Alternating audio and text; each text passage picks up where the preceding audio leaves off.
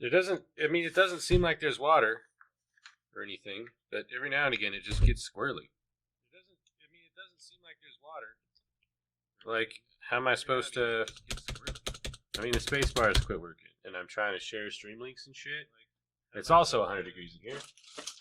That's an exaggeration. It's like 82. It's also 100 degrees. At a guess, of course. Nobody is going to watch any of this anyway. At a guess, of course.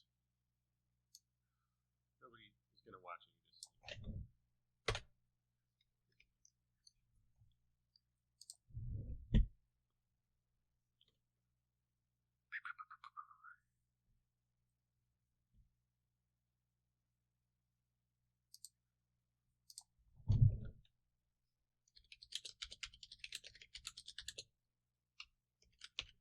Yeah, I mean, now there's this shit happening, but I don't have a space bar.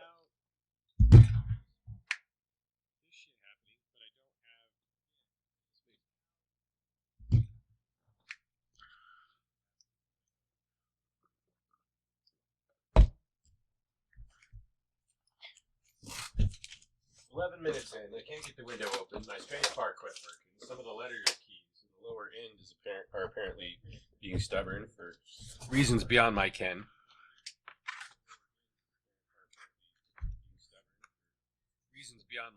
My contact has come loose, so now I can't see either. God damn it. Well, this is madness. My life is madness. Anyway, let's read a book. While the person right outside my window mows their lawn on my live stream. We're with Uncle Ed here. It's time to get down to brass tacks with Husserl, the man who's responsible for this phenomenology lark, as it's become the man who's responsible for this phenomenology. What we're going to call legitimized.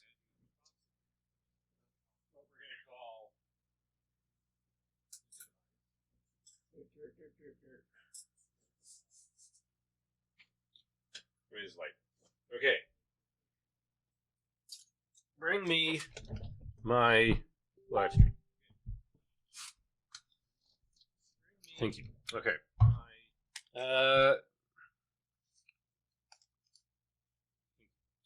Phenomenology.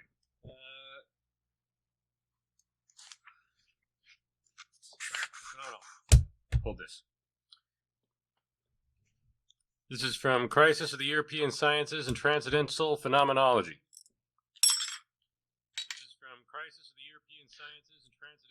It's called The Origin of Geometry by Edmund Husserl. The interest that propels us in this work makes it necessary to engage first of all in reflections which surely never occurred to Galileo. We must focus our gaze not merely upon the ready-made, handed-down geometry, and upon the manner of being which its meaning had in his thinking. It was no different in his thinking from what it was in that of all the late inheritors of the older geometric wisdom. However, they were at work either as pure geometers or as making practical applications of geometry. Rather, indeed, above all, we must also inquire back into the original meaning of the handed-down geometry, which continued to be valid with this very same meaning, continued, and at the same time was developed further, remaining simply geometry in all its new forms.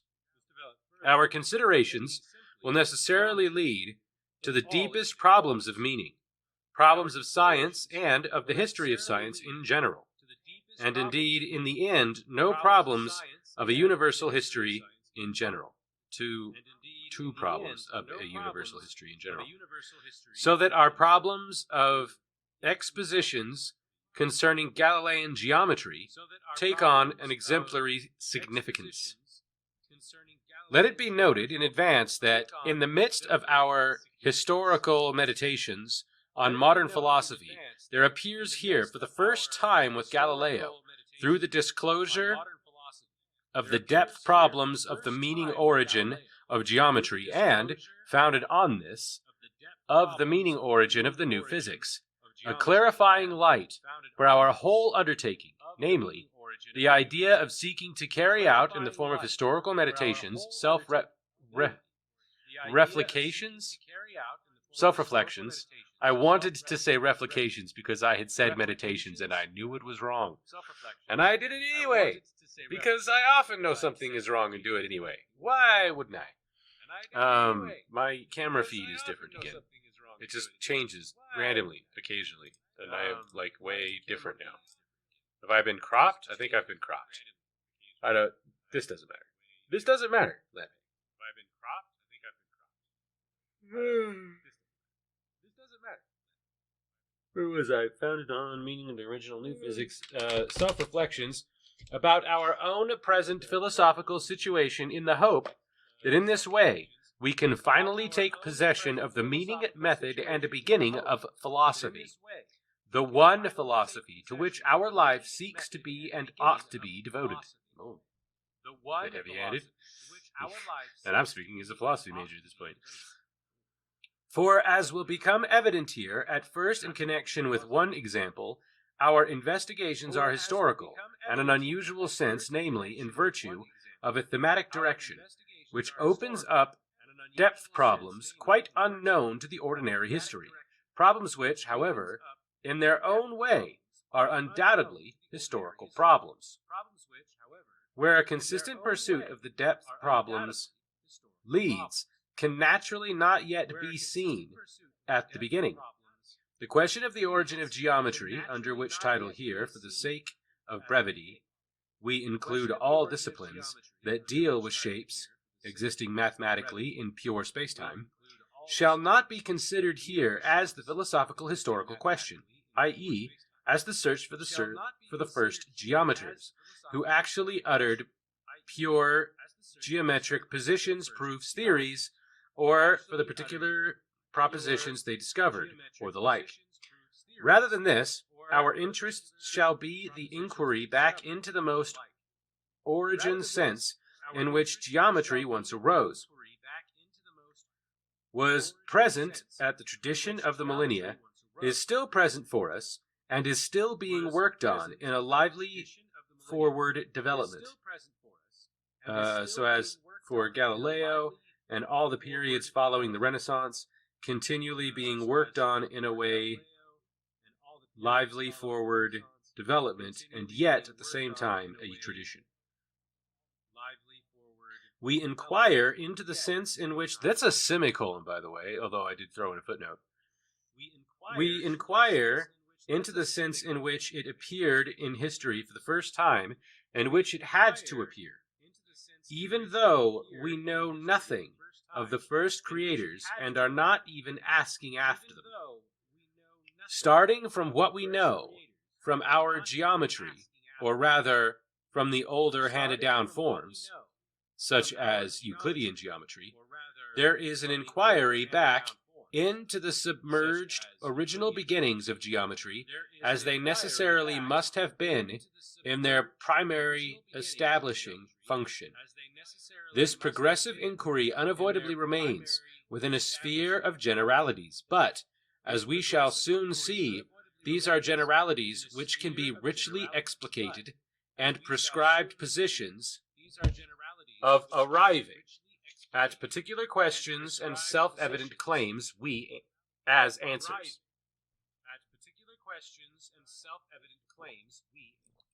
The geometry, which is ready-made, so to speak, from which the regressive inquiry begins, is a tradition. Our human existence moves within innumerable traditions. The whole cultural world in all its forms exists through tradition. These forms have arisen as such, not merely causally. We also know already that tradition is precisely tradition, having arisen within our human space through human activity, i.e., spirituality. even though we generally know nothing, or as good as nothing, of the particular province and of the spiritual source that brought it about. And yet there lies in this lack of knowledge everywhere, and essentially an implicit knowledge, which can thus also be made explicit, a knowledge of unassailable self-evidence. It begins with superficial commonplaces, such as the everything traditional has arisen out of human activity, and accordingly past men and human civilizations existed, and among them their first inventors, who shaped the new out of the materials at hand, with raw or already spiritually shaped. Whether raw or already spiritually shaped. From the superficial, however, one is led into the depths. Tradition is open in this general way to continued inquiry, and, if one consistently maintains the direction of inquiry, an infinity of questions opens up, questions which lead to definite answers, in accordance with their sense, their form of generality. Indeed, as one can see, of unconditioned general validity, natural laws allow for application to individually determined particular cases, though it determines only that in the individual that can be grasped through subsumption. Let us begin then. Apparently we haven't begun yet. Let us begin then in connection with geometry, with the most obvious commonplaces. There's so many of these injunctions. Again, that's how I write, and maybe other people shouldn't. Maybe I shouldn't. Let us begin then. Maybe I should out of revenge because this happened to me. Maybe that's what it is. It's just been hazing back thousands of years. Let us begin then in connection with geometry, with the most obvious commonplaces that we have already expressed above, in order to indicate the sense of regressive inquiry. We understand our geometry, available to us through tradition. We have learned it, and so have our teachers, to be a total acquisition of spiritual accomplishments. Okay, so I think when we say spiritual, because this was translated from German, we might mean mental. We might have a problem there. This might get complicated, trying to figure that out. To be a total acquisition of spiritual accomplishments. Yeah, because see, this would be a total acquisition of mental accomplishments, which would make a hell of a lot more sense. Through the continued work of new spiritual acts. See, that would be of new mental acts. See, I don't know about this translation.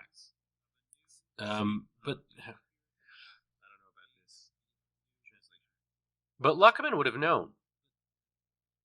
Was this just like what he had to hand? Could he not translate it himself? Did he just choose not to? I think it says something about that even in the foreword. It says that he didn't have time to do any translating of his own or something like that. Maybe that's what's happening here, but it confuses me. Why would you word it this way?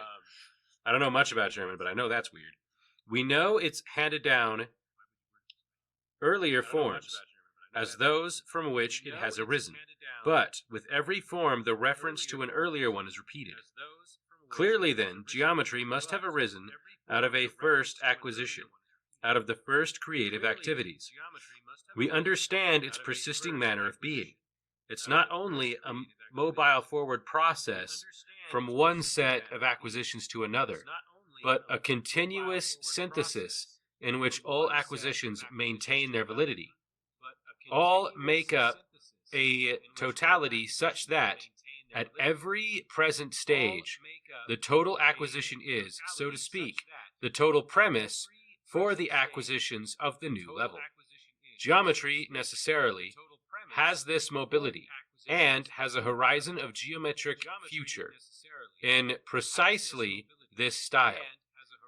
This is its meaning for every geometer who has the consciousness, the constant implicit knowledge of existence within a forward development, understood as the process of knowledge being built into the horizon. The same thing is true of every science.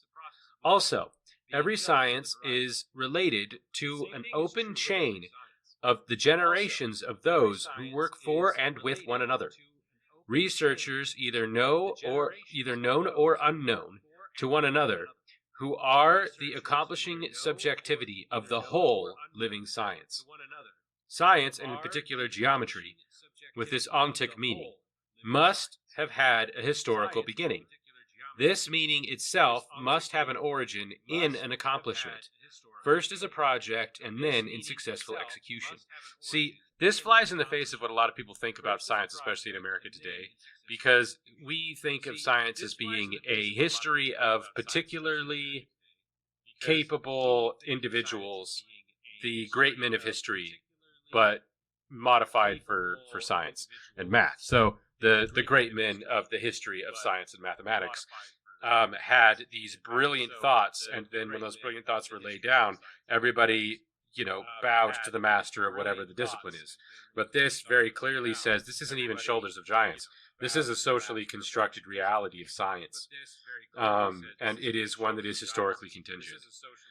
Those are necessities in this description, which have a tendency to be left out of the view of science we have in modern America.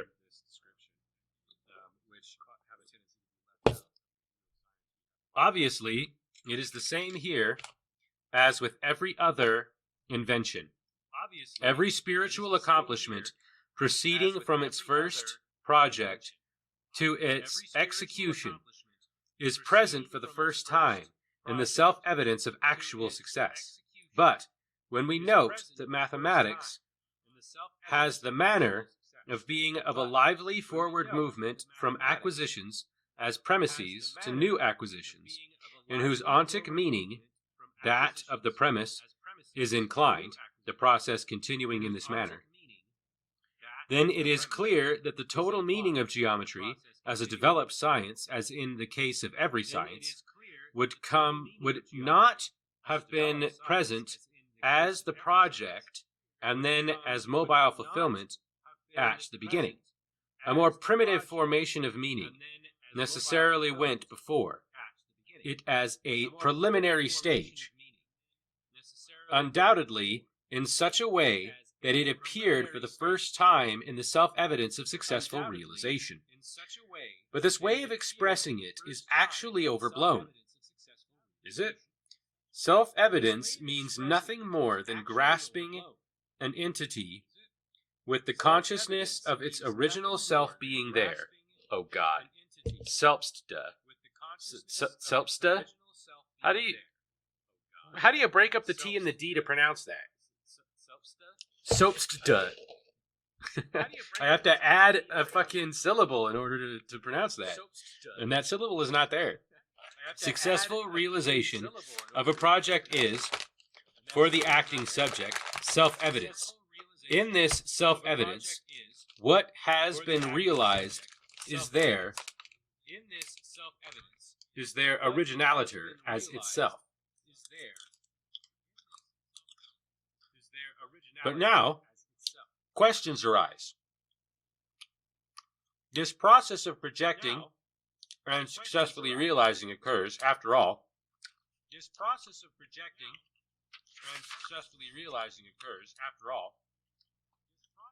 Hold on. It's a very awkward place to break up a sentence, is my problem. Hold on. It's a very complicated sentence, too. So you can't, look back for context. This process of projecting and successfully realizing occurs, after all, purely within the subject of the inventor, and thus the meaning, as presented originaliter, with its whole content, lies exclusively, so to speak, within the mental space. It's mental this time. It's mental this time. They were saying spiritual before. These aren't ghosts. Okay. The geometrical existence is not psychic existence. It does not exist as something personal, within the personal sphere of consciousness.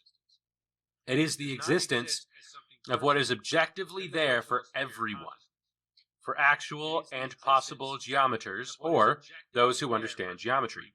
Indeed, it has, from its primal establishment, an existence which is peculiarly supertemporal, and which, of this we are certain, is accessible to all men, first of all, to the actual and possible mathematicians of all peoples, all ages, and this is true of all its particular forms, and all forms newly produced by someone on the basis of pre-given forms immediately taken on the same objectivity. This is, we note, an ideal objectivity.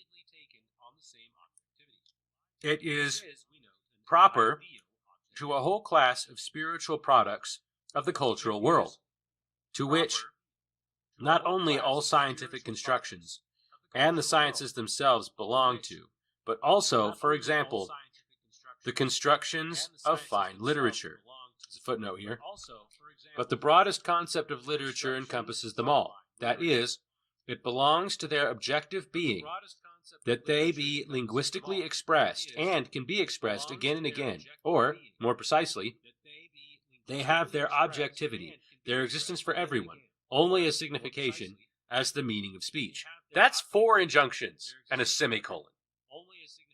That's not a sentence, it's a crime. You should go to jail, sir. Even I wouldn't do that. That's too much. It's a crime. This is true in a particular fashion in the case of the objective sciences. That was an injunction too, he just didn't use the commas. I mean, it's a footnote, but come on. That was an injunction too, he just didn't use the commas. I mean, it's a footnote, but come on. Let's see. It is true in a particular fashion in the case of the objective sciences. For them, the difference between the original language of the work and its translation into other languages does not remove its identical accessibility or change it into an inauthentic direct accessibility.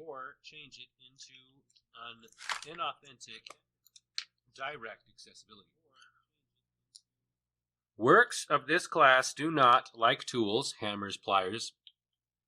Hammers and pliers? Hammers, yes. Why did you throw in the pliers? You could say hammers, for example. His student later does. Fucking Martin Heidegger's all about hammers and doorknobs.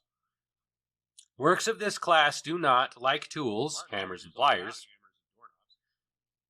or like architectural and other such products, have a repeatability in many like exemplars. The Pythagorean theorem, indeed all of geometry, exists only once, no matter how often or even in what language it may be expressed. It is identically the same in the original language.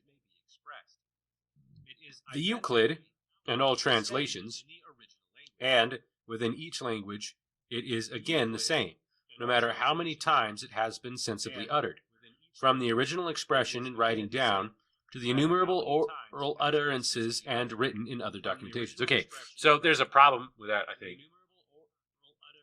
What Husserl means is that when you are using the Pythagorean theorem by necessity in order to work is what it was when it was first made to work, because that's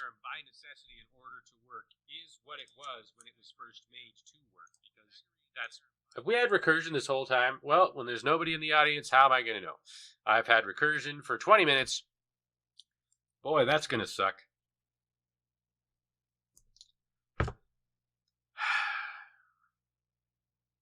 I don't know what to do about that.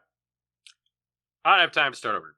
Anyway, the point that I'm trying to make here is that the reproduction is of the result of the original, not the original. It's important to note that because what the Pythagorean theorem as a formula is a reduction of its original form, which is a very important part of what Husserl does. But this statement could sound like we mean that, like, Shakespeare has a similar existence, right? The Tempest, for example, has a similar existence. That doesn't mean that every person that has talked about the Tempest, or even that every version of the Tempest, has been word for word the same as it was originally written by William Shakespeare. That's not true. Nor should it be. Nor should we think that it is. But since the Tempest probably wasn't even that original a piece of work.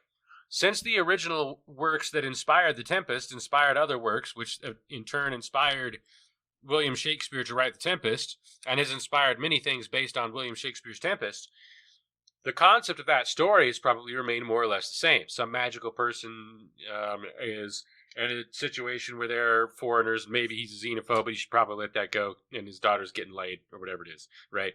Like that process is reborn again and again and again and again, but the outline remains the same because the outline is formulaic in its notion. But that formula continues to be reproduced. But in math, that formula is precise and exact, because if it wasn't, it wouldn't work.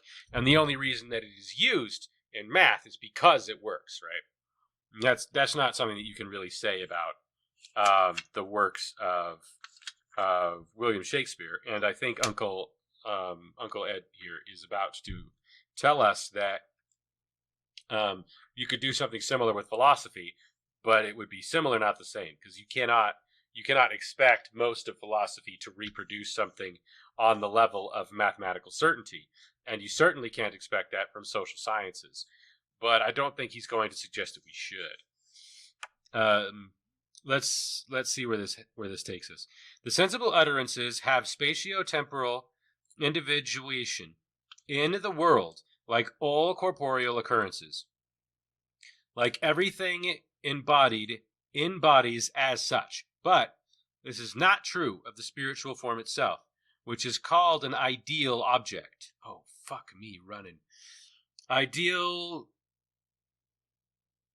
Gegenstandlichkeit. What? What the fuck is the point of CHK? God damn it. Gegenstandlichkeit.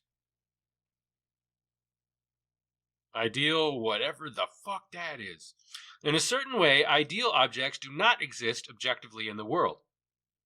But it is only in virtue of these two-leveled repetitions, and ultimately, the virtue of sensibly embodying repetitions for language itself, in all its particulations, words, sentences, speeches, is, as can be easily seen from the grammatical point of view, thoroughly made up of ideal objects.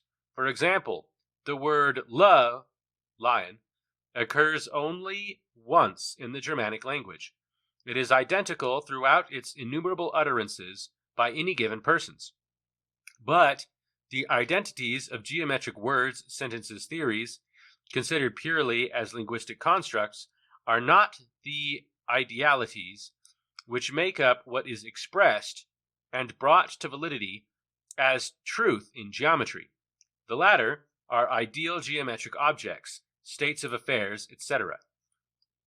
Wherever something is asserted, one can distinguish what is thematic, and about which it is said its meaning, from the assertion, which itself, during the assertion, is never and can never be thematic. And what is thematic here is precisely ideal objects, and quite different ones from those coming under the concept of language. Our problem now concerns precisely the ideal objects which are thematic in geometry. How does geometric ideality, just like that of all sciences, produce from its primary interpersonal origin, where it is a structure within the conscious space of the first inventor's soul, to its ideal objectivity? In advance, we see that it occurs by meaning of language, through which it receives, so to speak, its linguistic living body. Sprachlieb. Sprachlieb? It's probably Sprachlieb, right? Sprachlieb. But how does linguistic embodiment make out of the merely intersubjective structure the objective structure which, e.g., as geometrical concepts or state of affairs, is in fact present as understandable by all and is valid already in its linguistic expression as geometric speech? As geometrical proposition for all the future, and its geometrical sense. Naturally, we shall not go into the general problem, which also arises here, of the origin of language and its ideal existence and the existence in the real world, grounded in utterance and documentation. God, that would have been weird. But we must say a few words here about the relation between language as a function of man within human civilization and the world as the horizon of human existence. Living wakefully in the world, we are constantly conscious of the world, whether we pay attention to it or not. Conscious of it as the horizon in our life, as a horizon of things, real objects. I think that is real objects as in opposition to ideal objects, objects which are objectified, things which exist in the physical world, of our actual and possible interests and activities. Always standing out against the world horizon is the horizon of our fellow men, whether there are any of them present or not. Before even taking notice of it at all, we are conscious of the open horizon of our fellow men with its limited nucleus of our neighbors, those known to us, who are thereby co-conscious of the men in our external horizon, in each case as others. In each case I am conscious of them as my others, as those with whom I can enter into actual and potential immediate and mediate relations of empathy. This involves a reciprocal getting along with others. And on the basis of these relations, I can deal with them, enter into particular modes of community with them, and then known in a habitual way of my being so related, like me, every human being, and this is how he is understood by me to everyone else, has his fellow men, and always counting himself civilization in general, in which he knows himself to be living. That sounds like socialism, right? It sounds to me like, because what the guy's saying is you live in a society, as opposed to Margaret Thatcher saying there's no such thing as society, there are only individuals and their families. This is Edmund Husserl begging to differ. 100 years before the utterance, against which he inadvertently argues, by being right in the face of the Tories, but what can you do?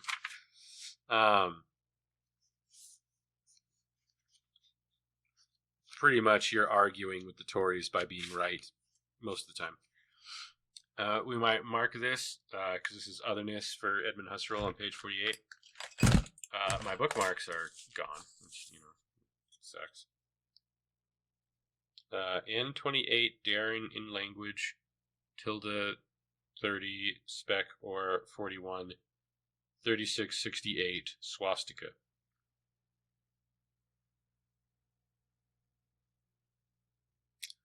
These are notes with timestamps for the video on racism.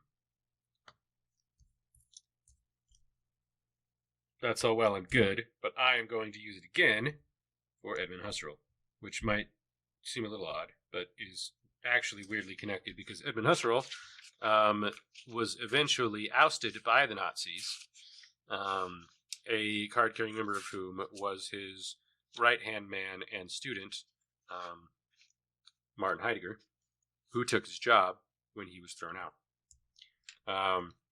Being in Time is dedicated to Edmund Husserl. So this is Ed Husserl, others, page 49. It is odd that this would happen to be a bookmark in reference to the Nazis out of all of the things that were going on in that video, because of that connection to Edmund Husserl. Whereas if it was any other minority, that would not have been the case. It is precisely to this horizon of civilization that common language belongs. One is conscious of civilization from the start as an immediate and mediate linguistic community. Clearly, it is only through language and its far-reaching documentations as possible communications that the horizon of civilization can be an open and endless one, as it always is for men. What is privileged in consciousness as the horizon of civilization and as the linguistic community is mature, normal civilization, taking away the abnormal and the world of children. Okay. It's funny that you should use, men and privilege while talking about that, of what is civilized and what is normal. In this sense, civilization is, for every man whose we horizon it is, a community of those who can reciprocally express themselves normally in a fully understandable fashion. And within this community, everyone can talk about what is within the surrounding world of this civilization as objectively existing. That's not true. I don't know if Edmund Husserl realized that it wasn't true. Because now that normal people are talking all the time on a forum that can be observed, i.e. flame warring on the internet, it's quite clear that most of them have no idea what any of these words mean. They have no clue what is happening in their society. They have no real connection to their fellow men because they're alienated as hell. But Husserl was not in a position to have observed that. Husserl was in the ivory tower on top of living in an era when getting your hands on the public speech of any individual required a great deal of filtering for them to have passed through before you're going to be exposed to it, right? So that's very interesting. Everything has its name or is nameable in the broadest sense, i.e. linguistically expressible. The objective world is from the start of the world for all, the world which everyone has as world horizon. That's actually an exception, by the way, that people have to Jürgen Habermas and the theory of communicative action. Now I wonder if you can take earlier versions, at least, if not all versions, of that theory and compare and contrast them to the outcomes of the everyman access to the internet and social media, and see, considering that, if it could be applied at all to society. And I would wager that you would need to make some pretty bold bends in that theoretical approach to make it make sense, considering what I just said about, Husserl's position on the matter. Everything has its name, or is nameable in the broadest sense, i.e. linguistically expressible. The objective world is from the start the world for all, the world from which everyone has a world horizon. Its objective being proposes men understood as men with a common language. Language, for its part, as function and exercised capacity, is related correlatively to the world. The universe of objects, which is linguistically expressible, is its being and its being such. Thus, men as men follow men. World, the world of which we always talk and can talk, and, on the other hand, language, are inseparably intertwined, and one is always certain of the inseparable rational unity, another injunction, though usually only implicitly, in the manner of a horizon. Are you kidding me? Oh my God. Edmund. Thus, men as men, world, the world of which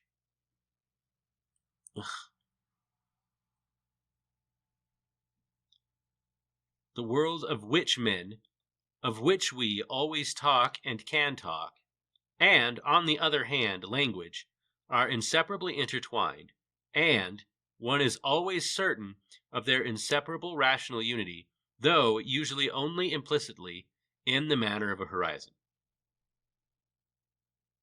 Undigestible.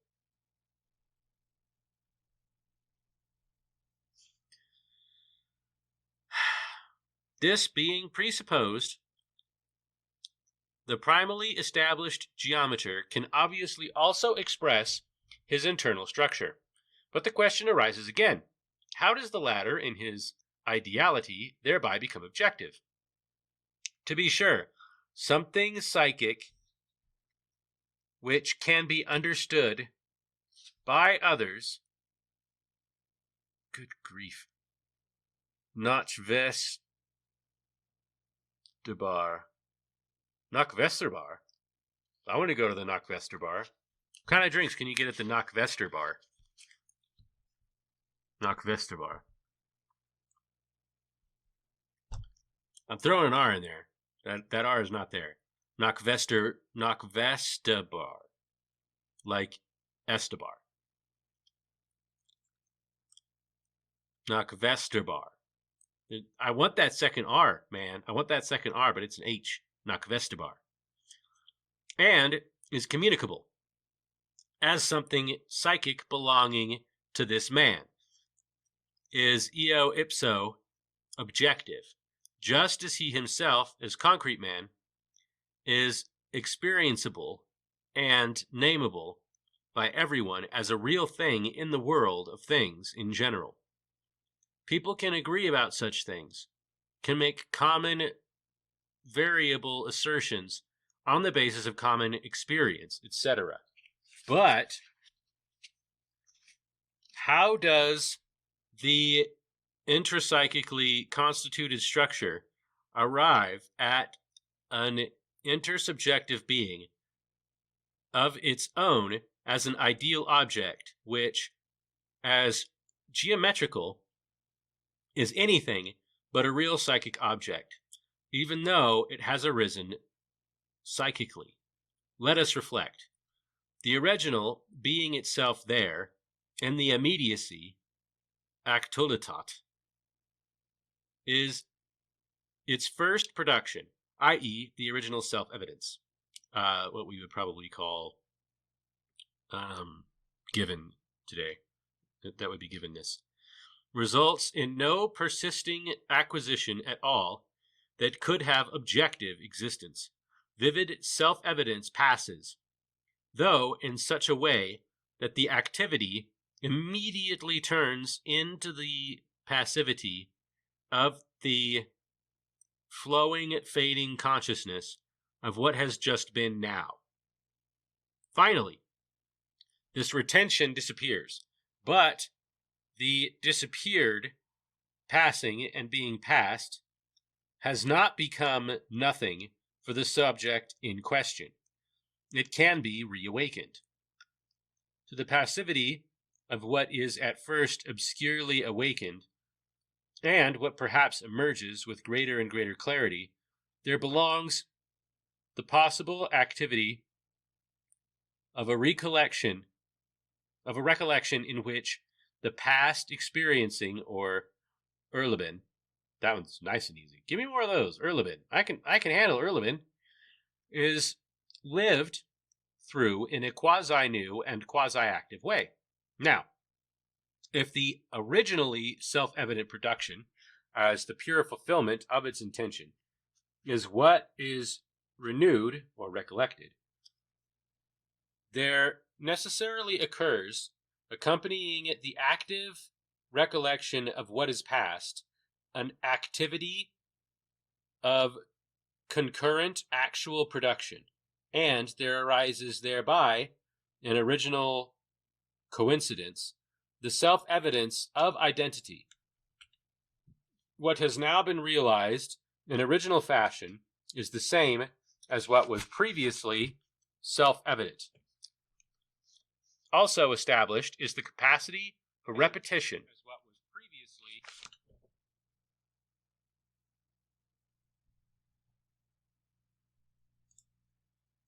Where did that come from?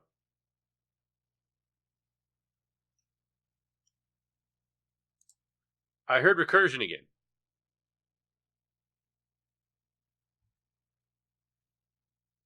I don't hear anything now except for this goddamn lawnmower. That guy's been mowing his lawn for a half hour. How big is your lawn? It's not like anybody out here's got 2.5 acres.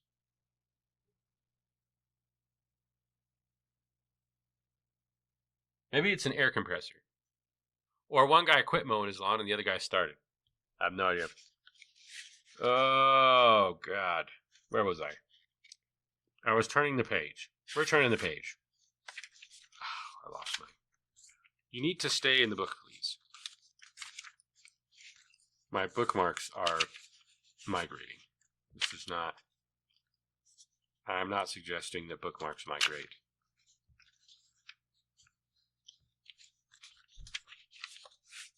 Are you suggesting coconuts migrate? Well, they can be carried. Self-evidence.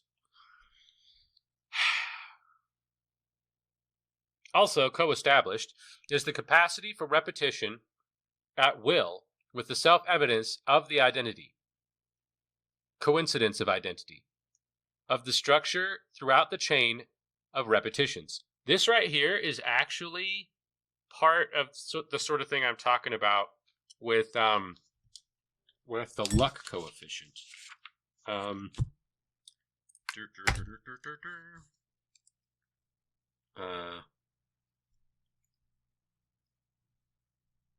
Luck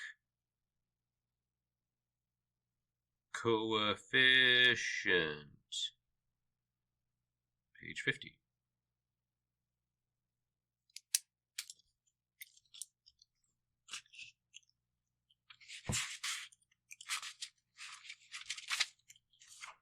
I should probably have said top of page 50. It does arise, however, in a preliminary stage in understandable fashion, as soon as we take into consideration the function of empathy and fellow mankind. Ooh, it just gets better and better. As a community of empathy and of language. In the context of reciprocal linguistic understanding, the original production of the product of one subject can be actively understood by the others. This is perfect. In this is the Luck coefficient.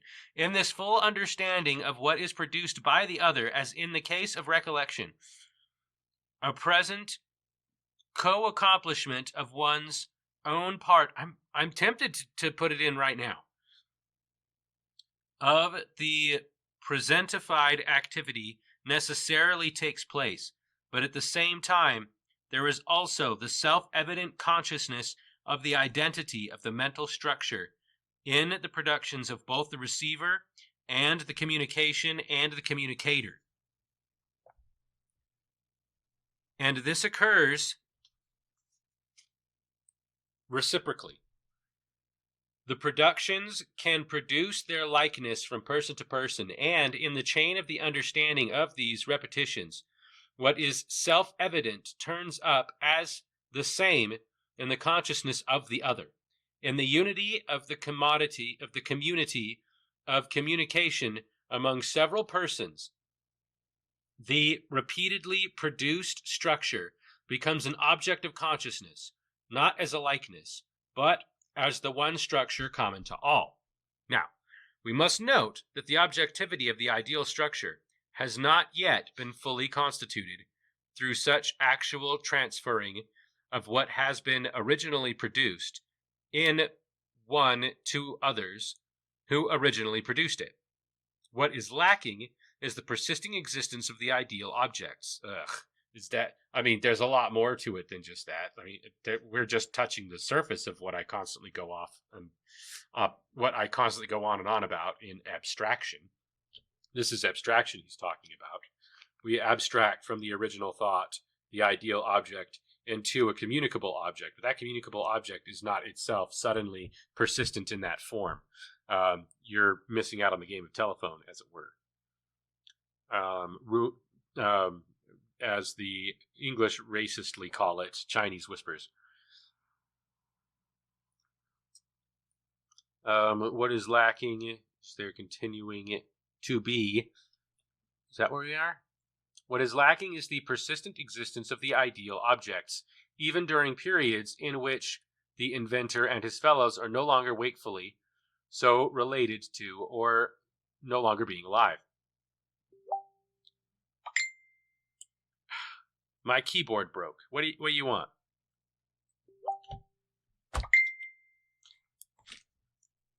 It's a live stream, you know? Like, I'm trying to...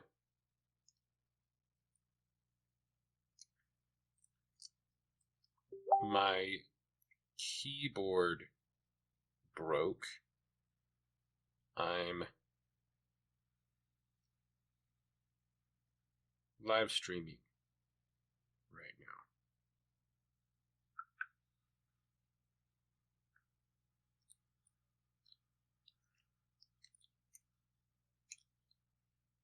now. Okay. Think you have asked. Yes. Okay. Where was I?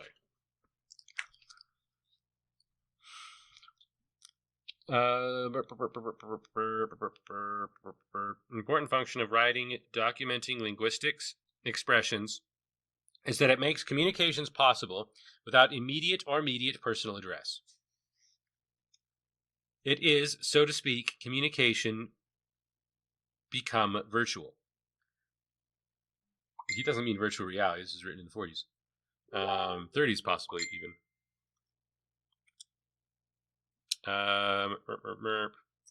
Through this, the communalization of man is lifted to a new level. Written signs are, when considered from a purely corporeal point of view, straightforwardly, sensibly experienceable. And it is always possible that they be intersubjectively experienceable in common. But, as linguistic signs, they awaken, as do linguistic sounds, their familiar significations.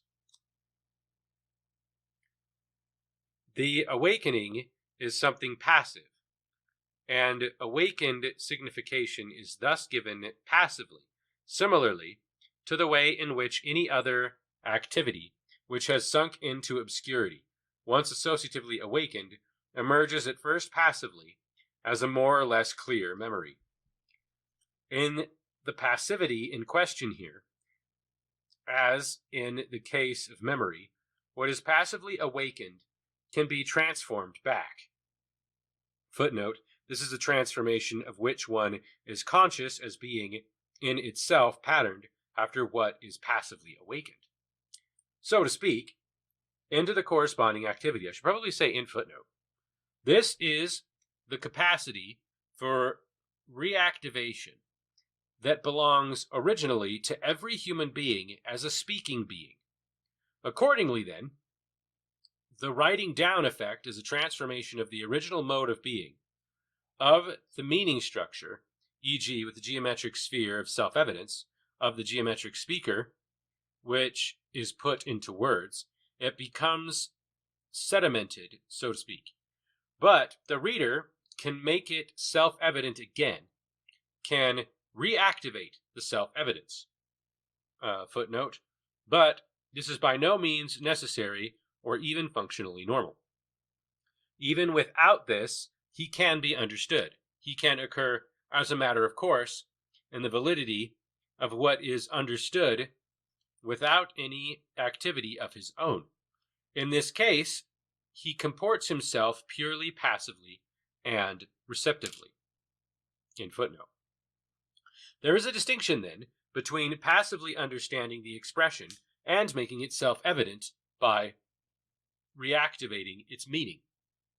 But there also exist possibilities of a kind of activity, a thinking in terms of things that have been taken up merely receptively, passively, which deals with significations only, passively understood and taken over, without any of the self-evidence of original activity. Passivity in general is the realm of things that are bound together and melt into one another associatively, where all meaning that arises is put together passively.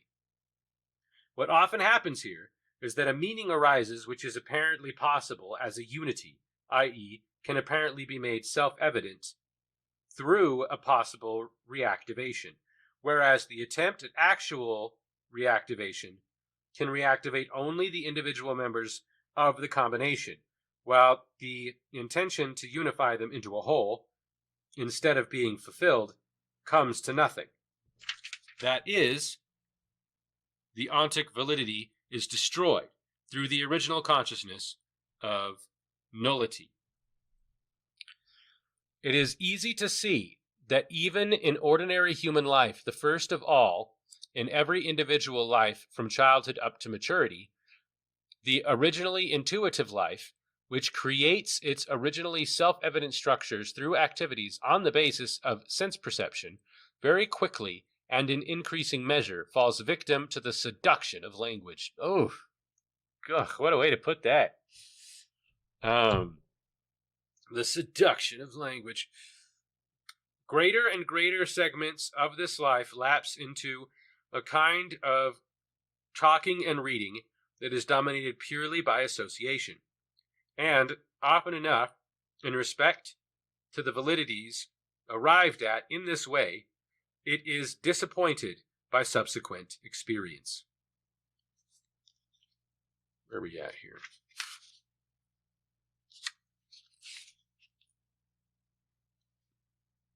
Uncle Ed goes on for quite a while. There's 20 pages left. Okay, I'm going to deal with this, fix my contact lenses, figure out what is happening with this online conference. I should not use that as a bookmark. That is my... It's not in my wallet. I have two. But this is my insurance card. It should not be a book. Insurance card. Your insurance card is not a bookmark. This is not a civilized society. Yeah, okay. There's one in there. And this one stays here. We'll put it there. Hopefully I will look for it in that place in the future. No promises. And literally anything else. Look, this one. Where are these? Where are these? I have these shitty old cards, and I want to use them as bookmarks, but I can't find them to do so. Okay, so that is marking the place. Oh, well, that's from Lee. That's not even the same conversation.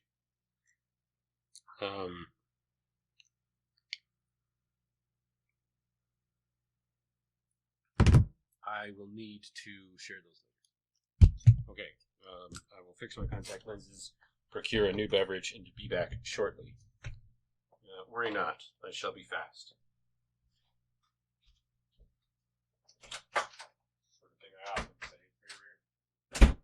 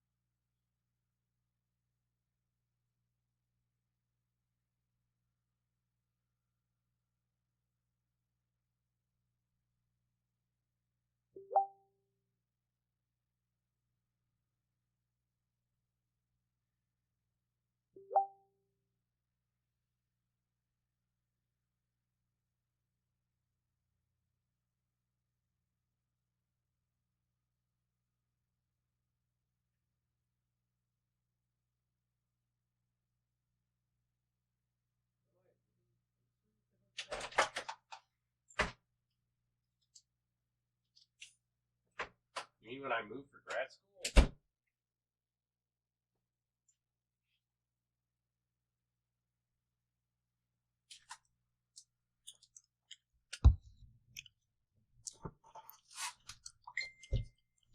I'm about this close to fucking blocking this person.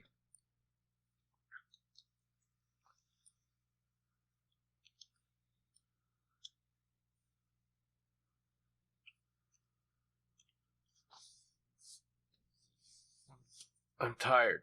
I'm very tired, chat. Okay. Give me my headset. Lest mystery recursion be getting in. It's because of the broken keyboard. It keeps turning shit on and off.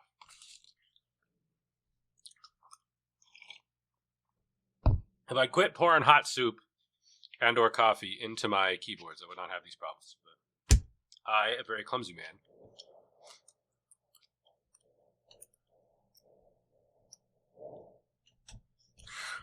Will you...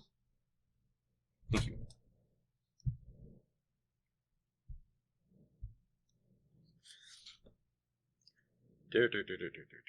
Where was I? Now, one will say that the sphere that interests us here, that of science, of thinking directed toward the attainment of truths and the avoidance of falsehood, one is obviously greatly concerned from the start to put a stop to the free play of associative constructions. In view of the unavoidable sedimentation of mental products in the form of persisting linguistic acquisitions, which can be taken up again, at first merely passively, and be taken over by anyone else, such constructions remain a constant danger. This danger is avoided in one not merely convinces oneself ex post facto that the particular construction can be reactivated, but assures oneself from the start after the self-evident primal establishment of its capacity to be reactivated and enduringly maintained. This occurs when one has a view to the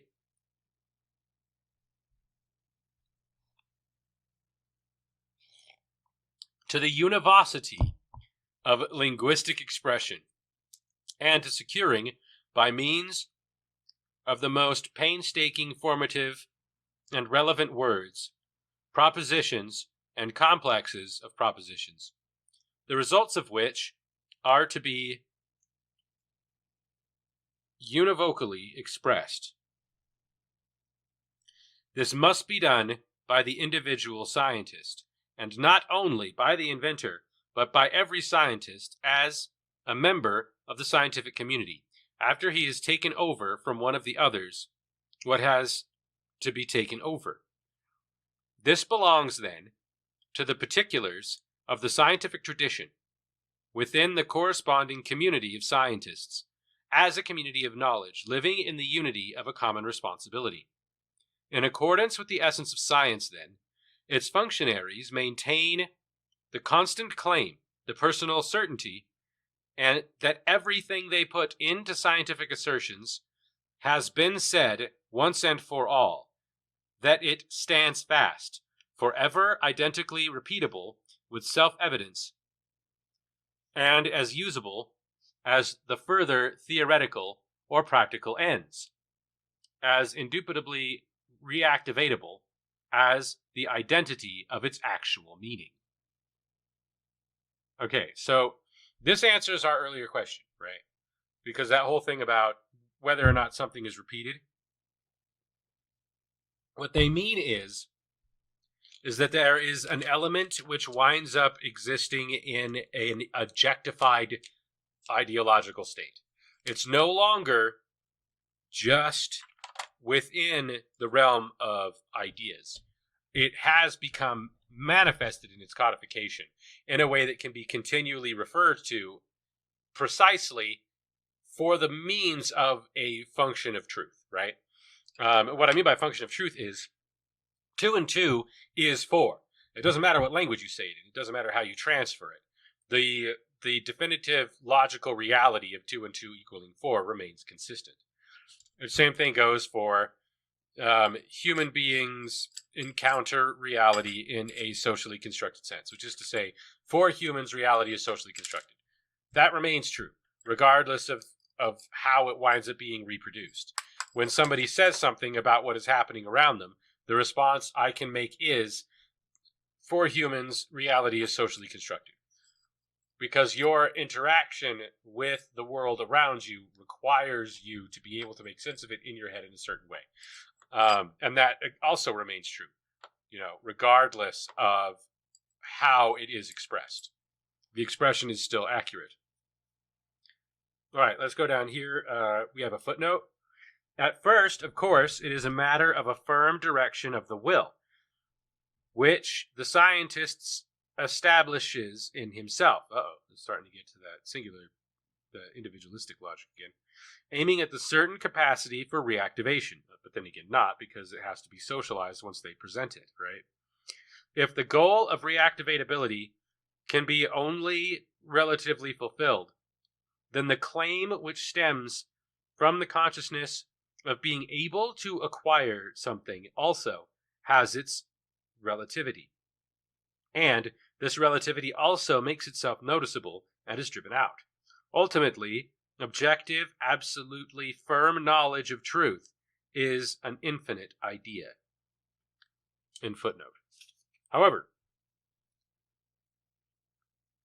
two more things are important here. First, we have not yet taken into account the fact that scientific thinking attains new results on the basis of those already attained, that the new ones serve as a foundation for still others, etc. In the unity of a propagative process of transferred meaning. In the finally immense proliferation of a science of geometry, what has become of the claim and the capacity for reactivation? When every researcher works on his part of the building, what of the vocational interruptions and time out of rest, which cannot be overlooked here? When he returns to the actual continuation of work, must he first run through the whole immense chain of groundings back to the original premise and actually reactivate the whole thing? If so, a science like our modern geometry would obviously not be possible at all. And yet, it is of the essence of the results of each stage not only that their ideal ontic meaning in fact comes later than that of the earlier results, but that, since meaning is grounded upon it, meaning, the earlier meaning gives something of its validity to the later one. Indeed, becomes part of it to a certain extent. Thus, no building block within the mental structure is self-sufficient, and none then can be immediately reactivated upon itself. This is another one. Socially Constructed Reality 52.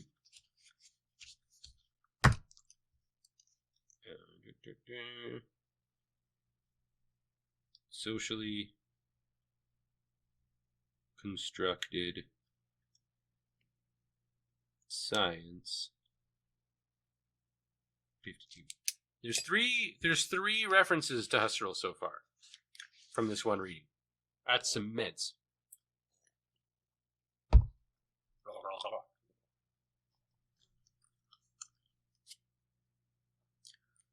Who are we? Now, one will say that in the sphere that interests us here, that of science.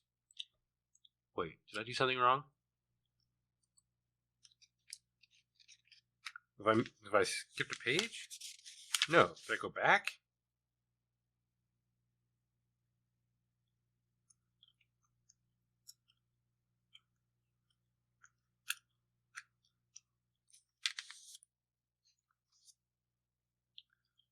Learn. And yet,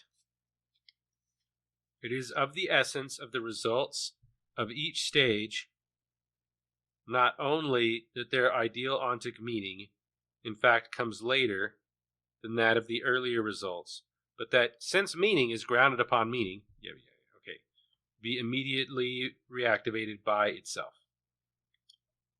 This is especially true in sciences which, like geometry, have their thematic sphere in ideal products, in idealities from which more and more idealities at higher levels are produced.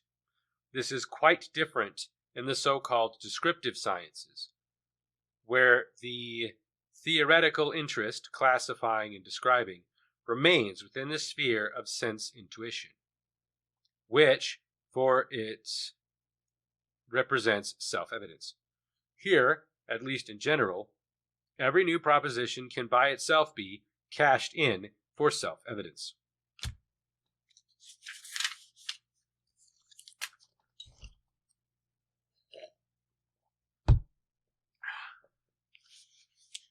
It's only 15 more pages. We can handle this, even though we are already behind schedule. How, by contrast, is a science like geometry possible? How has a systemic, endlessly growing, stratified structure of idealities can it maintain its original meaningfulness through living reactivatability, if its cognitive thinking is supposed to produce something new without being able to reactivate the previous levels of knowledge back at the first, even if this could have succeeded at a more primitive stage of geometry, its energy would ultimately have been too much spent on the effort of procuring self-evidence and would not have been available for a higher productivity. Here, we must take into consideration the particular logical activity, which is tied specifically to language, as well as to the ideal cognitive structures that arise specifically within it. To any sentence structures that emerge within a merely passive understanding, there belongs essentially a peculiar sort of activity best described by the word explication. Oh my God. Vertitlung. No, I've missed a syllable. Because of course I have. Vertetlichung. Vertetlichung? How can you say chung in German? Is it just like a softer K sound? Vertlichung? Passively emerges sentence. A passively emerging sentence, e.g. in memory, or when heard and passively understood, is at first merely received with a passive ego participation, taken up as valid, and in this form it is already our meaning. From this we distinguish the particular and important activity of explicating our meaning, whereas in its first form it was a straightforwardly valid meaning, taken up as a unitary and undifferentiated, concretely speaking, a straightforwardly valid declarative sentence. Now, what in itself is vague and undifferentiated is actively explicated. Consider, for example, the way in which we understand then superficially reading the newspaper and simply receiving the news. Here, there is a passive taking over of ontic validity, such that what is read straight away becomes our opinion. I mean, again, this was written before the era of supposed fake news, so now perhaps Husserl is still speaking from the ivory tower rather than from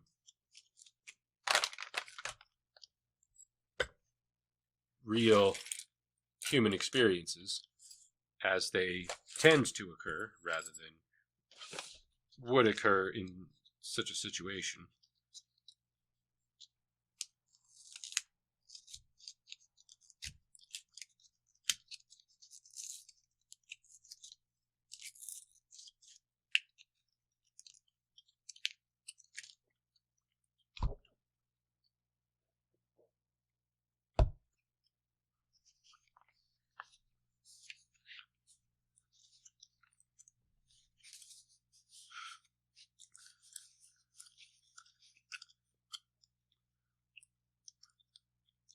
there is a communication.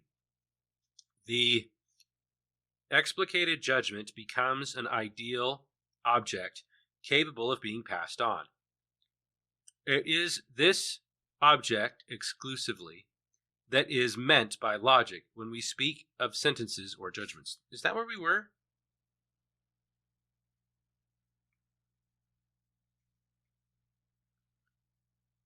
No, I don't think it is. I think we were down here.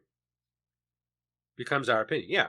But it is something special, as we have said, to have the intention to explicate, to engage in the activity which articulates what has been read, or an interesting sentence from it, extracting one by one, in separation from what has been vaguely passively received as a unity, the elements of meaning, thus bringing the total validity to active performance in a new way on the basis of the individual validities.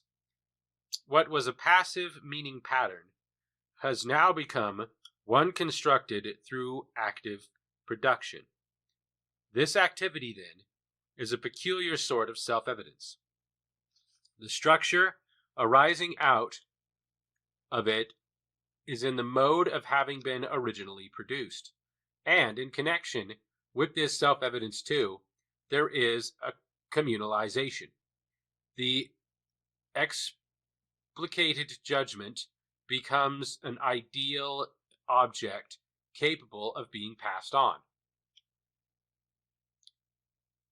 It is this object exclusively that is meant by logic when it speaks of sentences or judgments, and thus the domain of logic is universally designated. This is universally the sphere of being to which logic pertains, insofar as it is the theory of the sentences or propositions in general. Through this activity now, further activities become possible. Self-evident constructions of new judgments on the basis of those already valid for us. This is the peculiar feature of logical thinking and of its purely logical self-evidences. All this remains intact even when judgments are transformed into assumptions, where instead of ourselves asserting or judging, we think ourselves onto the position of asserting or judging. Here, we shall concentrate on the sentences of language as they come to us passively or are merely received. In this connection, it must also be noted that sentences give themselves in consciousness as reproductive transformations of an original meaning, produced out of an actual original activity. That is, in themselves, they refer to such as genesis. In the sphere of logical self-evidence, deduction, or inference in forms of consequence, plays a constant and essential role. On the other hand, one must also take note of the constructive activities that operate with geometrical ideas, which have been explicated but not brought to original self-evidence. Original self-evidence must not be confused with the self-evidence of axioms, for axioms are, in principle, already the results of original meaning construction and always have this behind them. Now, what about the possibility of the complete and genuine reactivation in full originality through going back to primal self-evidences? In the case of geometry and so-called deductive sciences, so-called although they do by no means merely deduce, how is that one question? How is this one question? Why isn't this two sentences followed by a question, or a question followed by two sentences, or even just three questions? Why would you do this, Edmund? Why? Here, the fundamental law with unconditionally general self-evidence is, if the premises can actually be reactivated back to the most original self-evidence, then their self-evident consequences can be also. Accordingly, it appears that, beginning with the primal self-evidences, the original genesis must propagate itself through the chain of logical inference, no matter how long it is. However, if we consider the obvious finitude of the individual and even the social capacity to transform the logical chains of centuries, truly, in the unity of one accomplishment, into originally genuine chains of self-evidence, we notice that the above law contains within itself an idealization, namely, the removal of limits from our capacity, in a certain sense, its infinitization. The particular sort of self-evidence belonging to such idealizations will concern us later. These are, then, the general essential insights which elucidate the whole methodical development of the deductive sciences, and, with it, the manner of being which is essential to them. These sciences are not handed down ready-made in the form of documented sentences. They involve a lively, productively advanced formation of meaning, which always has the documented as a sediment of earlier production, and its disposal in that it deals with it logically. But out of sentences with sedimented signification, logical dealing can produce only the other sentences of the same character.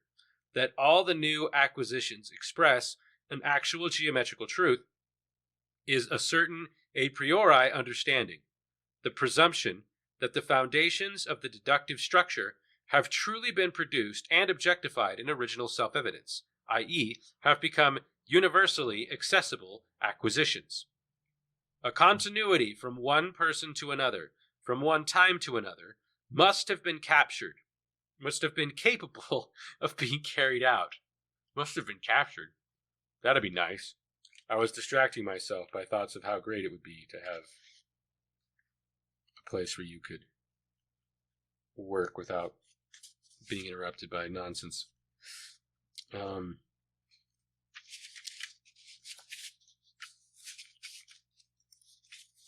No, stop this. They're all coming to the bottom. All of my bookmarks are escaping. Do not escape bookmarks. You are where you must be.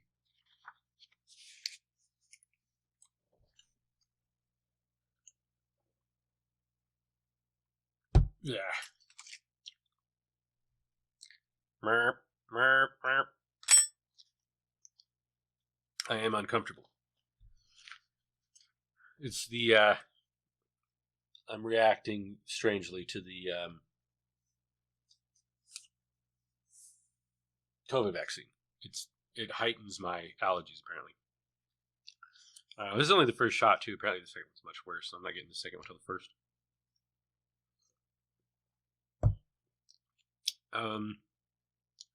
Only as long as this condition... Wait, what?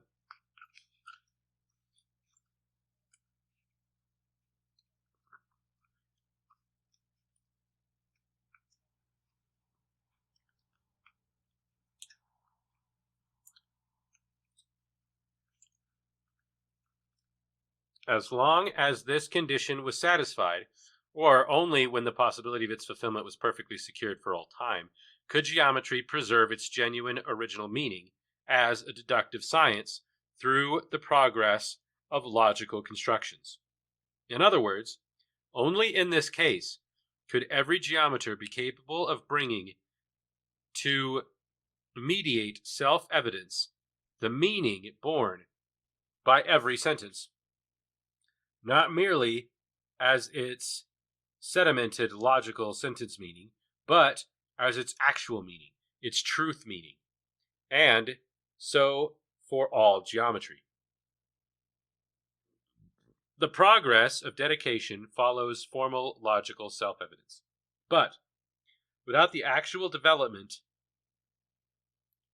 capacity for reactivating the original activities contained within its fundamental concepts, i.e., without the what and the how, of its pre-scientific materials, geometry would be a tradition empty of meaning. And if we ourselves did not have this capacity, we could never even know whether geometry had ever or ever did have a genuine meaning, one that could really be cashed in. Okay, so there's something about that. We understand the outcome of reductionism by eliminating those elements which are not part of the capital T truth being sought by the process. We understand this, right? That doesn't mean that the process is unassailable, which is the difference between postmodern thought and anti-postmodern thought. I.e., if a historian or a philosopher or a scientist said something, it must be true, regardless of the context of how the meaning was generated, which is itself a false statement. Any scientist can tell you as much, regardless of what they think of postmodernism on principle. Well, we have to be able to sweep away those elements in order to have something that we're going to be able to cite or claim or build off of, right? You need to have a framework of meaning. And the framework of meaning is what's left over after the reduction of the process by which that meaning is generated. But at the same time, if you look at the way that people tend to communicate about things, they don't want to differentiate between those things, and the capital T truth, or the actual meaning that is deduced out of something, is whatever it is that they feel is the most entertaining, with which they identify the most. It's like how people want to argue about the work of Jordan Peterson by showing videos of him crying, right? It's like, you don't win an argument because you cried. That doesn't make science wrong and Jesus real. You know, you don't get to just cry a lot and say, but the individual though, and have the entire history of anthropology go away, and whatever racism people choose to believe in become somehow objectifiably true. It doesn't work like that, nor should it. Unfortunately, however, this is our situation, and that of the whole modern age. The presupposition mentioned above has in fact never been fulfilled. How the living tradition of the meaning formation of elementary concepts is actually carried on can be seen in elementary geometrical instruction and in its textbooks. What we actually learn there is how to deal with ready-made concepts and sentences in a rigorously methodical way, rendering only concept sensibility intuitable by means of drawing figures and substituted for the actual production of the primal ideologies. And the rest is done by success, not the success of actual insights extending beyond the logical methods, one self-evidence, but the practical success of applied geometry, its immense, though not understood, practical usefulness. To this we must add something that will become visible further in the treatment of historical mathematics, namely, the dangers of the scientific life that is completely given over to logical activities. These dangers lie in certain progressive transformations of meaning. Footnote. These work to the benefit of logical method, but remove one further and further from the origins, and make one insensitive to the problem of origin, and thus to the actual ontic and truth meaning of all of these sciences, in footnote. To which this sort of scientific treatment drives one. See? It's just what I was saying earlier, too.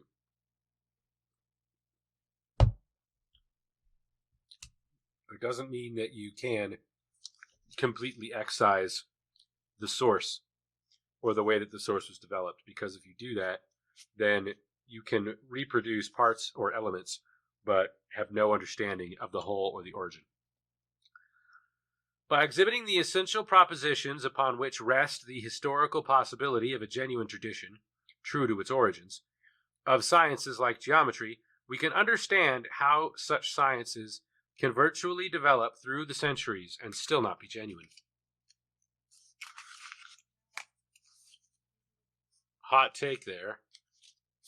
Genuine science requires understanding its roots and origins. If your science does not include its roots and origins, it is not genuine science.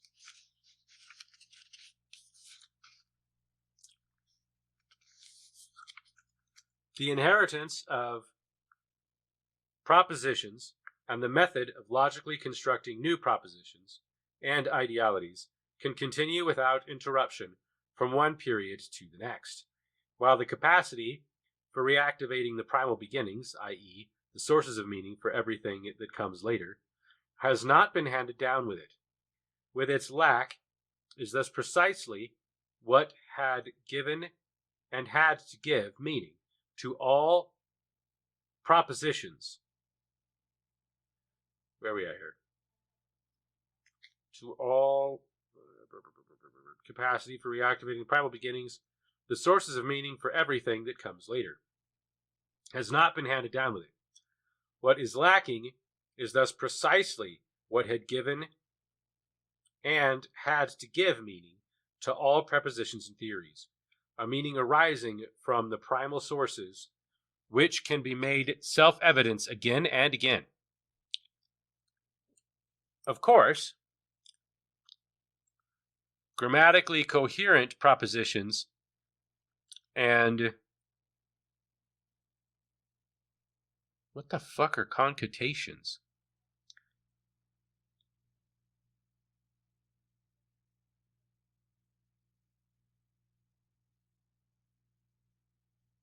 Propositions and concatenations of propositions,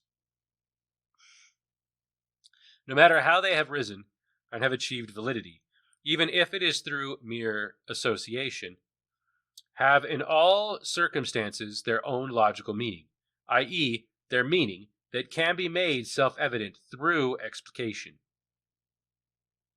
This can then be identified again and again as the same proposition, which is either logically coherent or incoherent, where in the latter case it cannot be executed in the unity of an actual judgment. In the propositions which belong together in one domain and in deductive systems that can be made out of them, we have a realm of ideal identities, and from these there exist easily understandable possibilities of lasting traditionalization. But propositions, like other cultural structures, appear on the scene in the form of a tradition. They claim, so to speak, to be sedimentations of a truth meaning that can be made originally self-evident, whereas it is by no means necessary that they actually have such meaning, as in the case of associatively derived falsifications. I was about to say that, because lots of people say lots of things with their tinfoil hat on that wind up being something along the lines of the Jews are evil, and all of the problems in society are secretly because of evil Jews. And they use the same similar modes of thought and frames of meaning to do that. Like, for example, again, Jordan Peterson says a lot of things that are actually reinterpretations that he picked up from somewhere that are from Nazi propaganda, but he doesn't necessarily know that, or doesn't believe it, or doesn't care. And so the reason why Nazis show up is because he's dog whistling to them, whether he realizes it or not, whether he means to or not, whether that's how he's going to sell his books or not. And if Nazis buy his book, he doesn't care. That's what he's in it for. Why would he? Why would it matter to him? Through this state of affairs, we can understand the deeper reason for demand, which has spread through the modern period and has finally been generally accepted, for a so-called epistemological grounding of the sciences, though clarity has never been achieved about what the much-admired sciences are actually lacking. Footnote 7, what does Hume do but endeavor to inquire back into the primal impressions of developed ideas and, in general, scientific ideas? In footnote. As for further details on the uprooting of an originally genuine tradition, i.e., one which involved original self-evidence at its first actual beginning, one can point to possible and easily understandable reasons. In the first oral cooperation of the beginning geometers, the need was understandably lacking for an exact fixing of descriptions of the pre-scientific primal material and of the ways in which, in relation to this material, geometrical idealities arose, together with the first axiomatic propositions. Further, the logical substructures did not yet rise so high that one could not return again and again to the original meaning. On the other hand, the possibility of the practical application of the derived laws, which was actually obvious in connection with the original developments, understandably led quickly, in the realm of praxis, to a habitually practiced method of using mathematics, if need be, to bring about useful things. This method could naturally be handed down even without the ability for original self-evidence. Thus, mathematics, emptied of meaning, could generally propagate itself, consistently being added to logically, and could be, as could the methodics of technical application on the other side. The extrapolary, far-reaching practical usefulness became to itself a major motive for the advancement of appreciation of these sciences. Thus, also, it is understandable that the lost origin truth meaning made itself felt so little, indeed, that the need for the corresponding regressive inquiry had to be reawakened. More than this, the true sense of such an inquiry had to be discovered. Our results, based on principle, are of a generality that extends over all the so-called deductive sciences, and even indicates similar problems and investigations for all sciences. For all of them have the mobility of sedimented traditions that are worked upon again and again by an activity of producing new structures of meaning and handing them down. Existing in this way, they extend enduringly through time, since all new acquisitions are in turn sedimented and become working materials.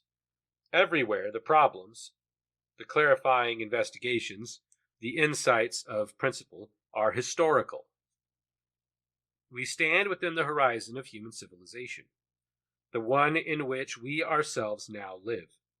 We are constantly, vitally conscious of this horizon, and specifically as a temporal horizon, implied by the given presentation,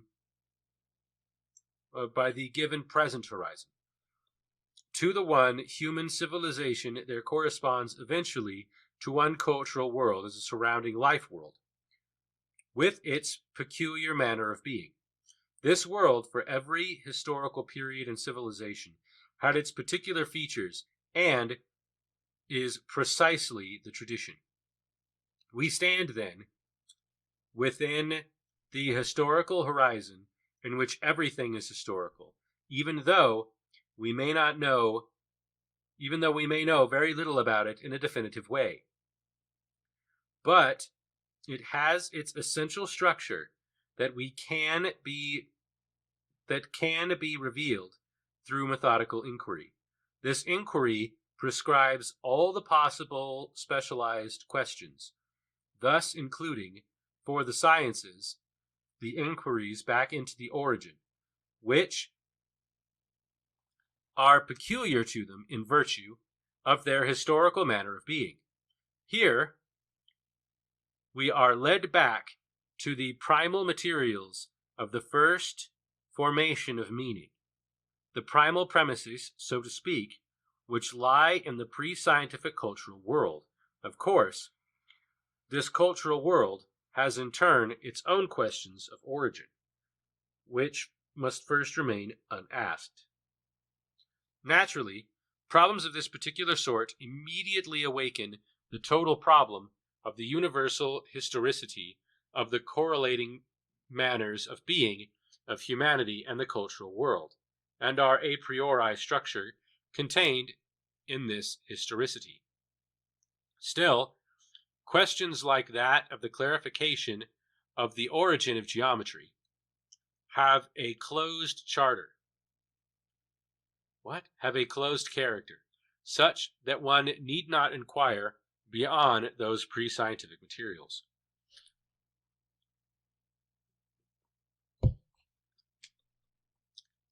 Further clarifications will be made in connection with two objections which are familiar to our own philosophical historical situation. In the first place, what sort of strange obscenity is this, seeking to take the question of the origin of geometry back to some undiscoverable thales of geometry, someone not even known to legend? Geometry is available to us in its propositions, its theories. Of course, we must and we can never answer for its logical edifice to this last detail in terms of self-evidence. Here, to be sure, we arrive at first axioms, and from them we proceed to the original self-evidence. I only have 8 minutes left, there's 10 pages, which the fundamental concepts make possible. What is this if not the theory of knowledge? In this case, specifically the theory of geometrical knowledge. No one would think of tracing the epistemological problem back to such a supposed thales. This is quite superfluous. The presently available concepts and propositions themselves contain their own meaning. First, as non-self-evident opinion, but nonetheless as true propositions with a meant but still a hidden truth, which we can obviously bring to light by rendering the propositions themselves self-evident. Our answer is as follows. Certainly, the historically backward reference has not occurred to anyone. Certainly, theory of knowledge has never been seen as a particularly historical task. But this is precisely what we object to in the past. The ruling dogma of the separation in principle between the epistemological elucidation and historical, even humanistic, psychological explanation, between epistemological and genetic origin, is fundamentally mistaken, unless one indemissibly limits, in the usual way, the concept of history, historical explanation, and genesis, or rather, what is fundamentally mistaken is the limitation through which precisely the deepest and most genuine problems with history are concealed. If one thinks over our expositions, which are, of course, still rough, and will later, of necessity, lead us to new depth of dimension, what they make obvious is precisely that what we know, namely, that the presently vital cultural configuration geometry is a tradition and is still being handed down, is not knowledge concerning the external causality which affects the succession of historical configurations, as if it were knowledge based on induction, the presupposition of which would amount to an absurdity here. Rather, to understand geometry or any given cultural fact is to be conscious of its historicity, albeit implicitly. This, however, is not an empty claim, for quite generally it is true for every fact given under the heading of culture, whether it is a matter of the lowest culture of necessities or the highest culture, science, state, church, economic organization, etc. That every straightforward understanding of it as an experiential fact involves the co-consciousness, that it is something constructed through human activity. No matter how hidden, no matter how merely implicitly co-implied this meaning is, there belongs to it the self-evident possibility of explication, of making it explicit and clarifying it. Every explication and every transition from making explicit to making self-evident, even perhaps in cases where no one stops much too soon, is nothing other than historical disclosure. In itself, essentially, it is something historical, and, as such, it bears with essential necessity the horizon of its history within itself. This is, of course, also to say that the whole of the culture present, understood as a totality, implies the whole of the culture past in an undetermined but structurally determined generality.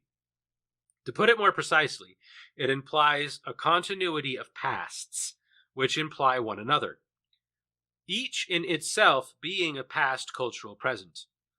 And this whole continuity is a unity of traditionalization up to the present, which, in our present, as a process of traditionalizing itself in flowing static vitality, this is, as has been said, an undetermined generality, but it is, in principle, a structure which can be much more widely explicated by proceeding from these indications, a structure which also grounds, implies, the possibilities for every search for and determination of concrete factual states of affairs. Making geometry self-evident, then, whether one is clear about this or not, is the disclosure of its historical tradition.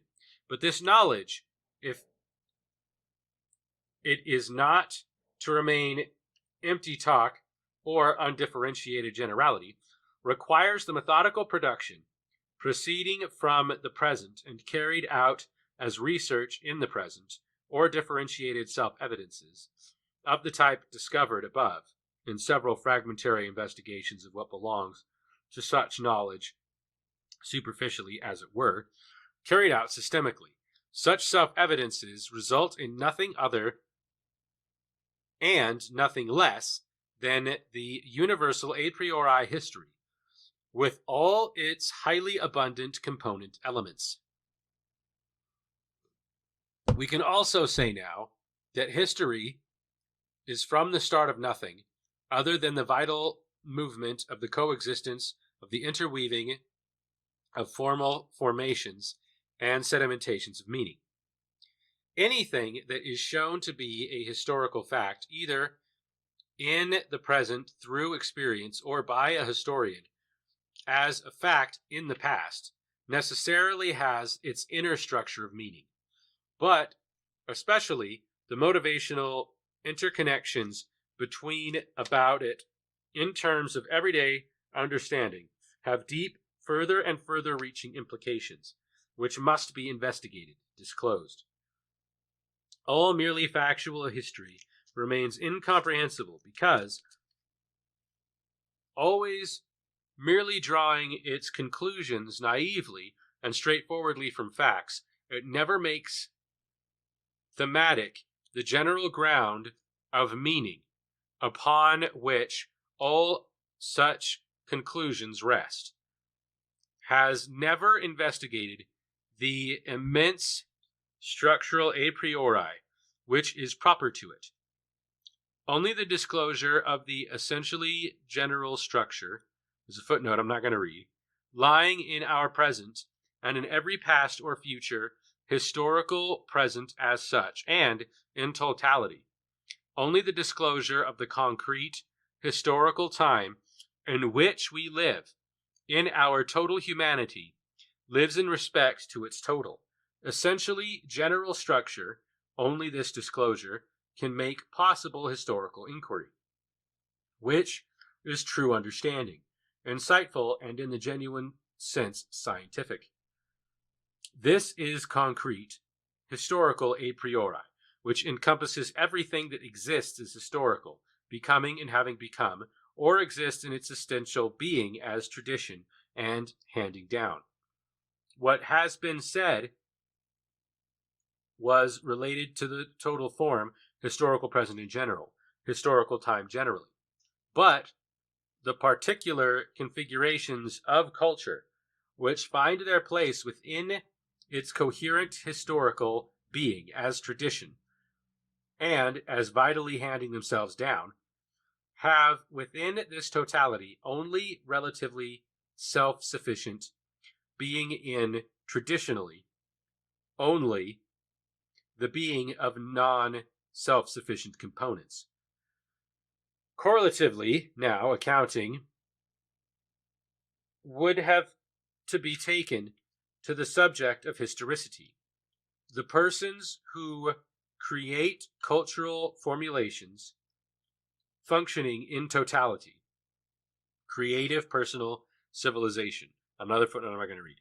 In respect to geometry, one recognizes now that we have pointed out the hiddenness in its fundamental concepts, which have become inaccessible, and have made them understandable as such in first basic outlines, that only the consciously set task of discovering the historical origin of geometry within the total problem of the a priori of history in general can provide the method for a geometry which is true to its origins and at the same time to be understood in a universal historical way, and at the same time for all sciences for philosophy.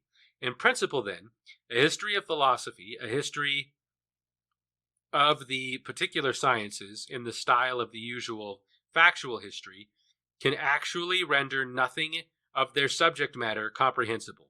For a genuine history of philosophy, a genuine history of the particular sciences, is nothing other than the tracing of the historical meaning structures given in the present, or their self-evidences, along the documented chain of historical back references, in the hidden dimension of the primal self-evidences which underlie them. Another footnote I'm not going to read.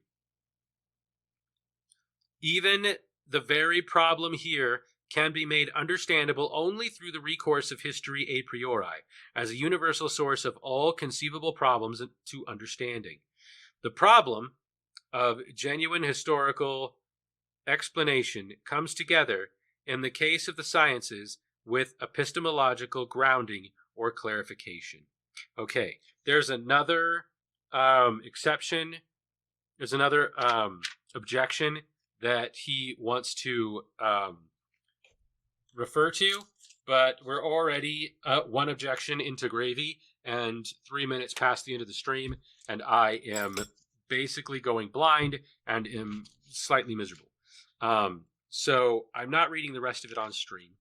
If I am wise, and hopefully I can find this wisdom somewhere in time and my adult psyche, with my adult psyche, I should say, to read that second objection on my own.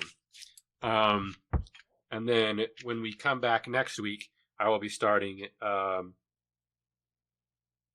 thought it was Gramsci, which would have been something to say, but no. We'll be starting with Gurwitch. Okay. In the meantime, I am in a terrible state, in a terrible condition, and am a terrible man. So let's raid Diesel Shot, because that is the era in which we live, as we are going to be helping them with... Oh shit, my keyboard is still bricked.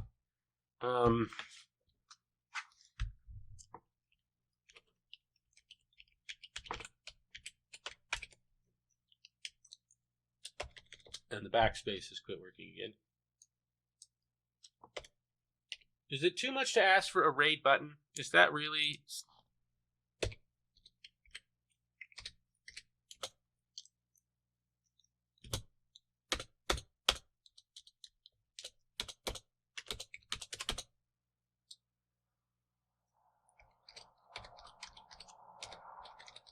I would love a raid button. I don't know why there isn't a raid button. Put it right here, next to recording and stream and test widgets.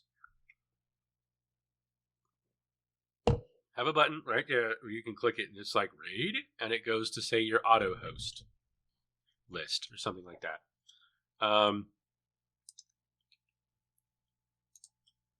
Go. You want to go offer him a sit? I offer him the booth. You offer him the booth? Yo. Does he accept? Do you walk out into the storm to offer him the booth? Pretty sad, and I'll pop a Radex, and then I'll walk out into the storm and offer him a booth. All right. As the green lightning crackles in the distance, as an electrical maelstrom, hey Lamp, thanks for the raid, crackles all over the Hanford site in the distance, and as a green tableau of chaos plays out all around, and the bugs wash attendants, senses razor honed on the laser rifle wielding Charlie.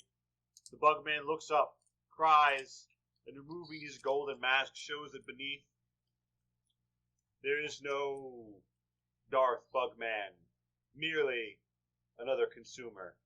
And he, with heavy heart and trembling hand, accepts the booth. And in this green travesty of a tapestry behind him, takes a hit, hands it back, and long exhale says, "Thanks. That really helps."